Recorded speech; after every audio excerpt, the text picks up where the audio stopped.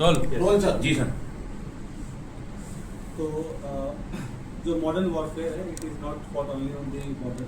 तो एक नया जो मॉडल ऑपरेंडी जो एमओ हमें पता चला कि जो PIOs है वो कुछ सोशल मीडिया इन्फ्लुएंसर्स को रिक्रूट करने की कोशिश कर रहे हैं और जहाँ पे वो अपने सॉफ्ट पेडलिंग और सॉफ्ट पावर पुश के थ्रू अपने नैरेटिव चलाने की कोशिश कर रहे हैं। तो उसी क्रम में ये हमें सेंट्रल एजेंसी से इनपुट मिला था, उस पर हमने काम किया। तो ज्योति मल्होत्रा जो कि रेजिडेंट है हिसार की, उसको हमने अरेस्ट किया। तो she was in touch with PIOs and she had also visited Pakistan multiple times और she had also visited China once. और उसे हमने परसों अरेस्ट किया और उसकी हमने अभी 5 दिन की पुलिस रिमांड के लिए। तो उसमें जैसे उसकी पूछताछ चल रही है, जो इन्वेस्टिगेशन है वो चल रहा है अभी।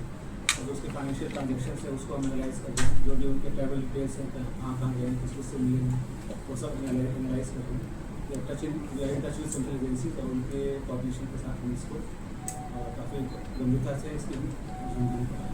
सर जब पहलगाम में हमला हुआ टूरिस्टों के ऊपर सर, उस दौरान ज्योति मल्होत्रा की मूवमेंट कहाँ पे थी, और जब ऑपरेशन सिंदूर को भारत की एजेंसी अंजाम दे रही थी उस दौरान उसकी मूवमेंट दानिश के साथ किस तरह की थी sir? During the conflict she was in touch with the PIOs। तो जो पर्सनल नाम डेटा जिसको डिक्लेयर कर दिया गया ड्यूरिंग द कॉन्फ्लिक्ट वो she was in touch, but she did not have any direct access as such with any very important direct access नहीं था उसके पास किसी मिलिट्री या डिफेंस के इन्फॉर्मेशन को लेकर जो हम इस स्टेज पे कहीं उसने उसको दिया है। But definitely she was in touch with PIOs और यहाँ के जो कुछ और भी जो अभी उसके हमने लैपटॉप और मोबाइल जो है वो हम उसको अभी सीज करने की कोशिश कर रहे हैं कहाँ पे है। वंस वी सीज इट और उसका हम फोरेंसिक एनालिसिस करेंगे तो उससे भी काफ़ी सारी चीज़ें क्लियर होंगी कि क्या क्या इन्फॉर्मेशन उन्होंने एक्सचेंज किया।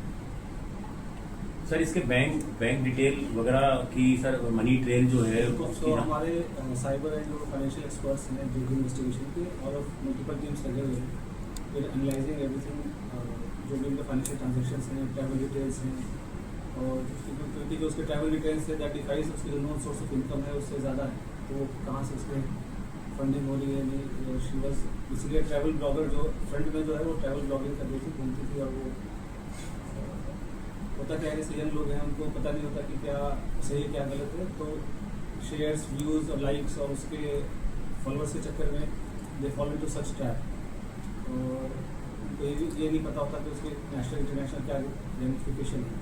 तो आप लोगों के माध्यम से मैं जो आज के जो यंग जनरेशन है उनके मैं रिक्वेस्ट भी करूँगा कि आप लोग जो है काफ़ी सावधानीपूर्वक लोगों से सोशल मीडिया पर इंटरेक्ट करें और ऐसी कोई भी चीज़ें जो देश विरोधी हो, चाहे देश के सिक्योरिटी को जो खतरा हो सके, तो ऐसा कोई कदम न उठाए जिससे कि ऐसी कोई नौबत आए। तो it is a very learning experience for all the Indian. Sir asset के तौर पे इसका यूज हो रहा था सर, ज्योति मल्होत्रा को पाकिस्तान हाई कमीशन के लोग एक एसेट के तौर पे यूज कर रहे थे सर? बिल्कुल, they were developing her as an asset.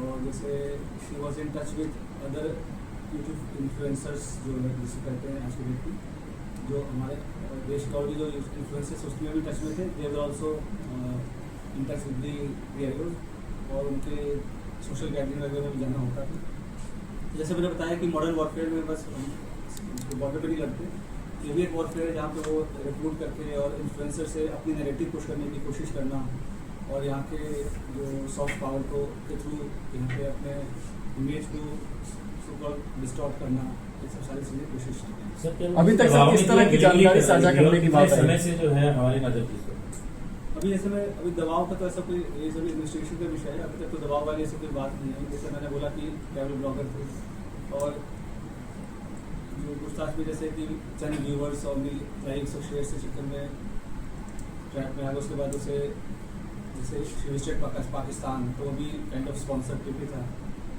तो ये सब मुझे लगता है कि इजी एक्सेस टू मनी इस प्रकार विजिट करना उसमें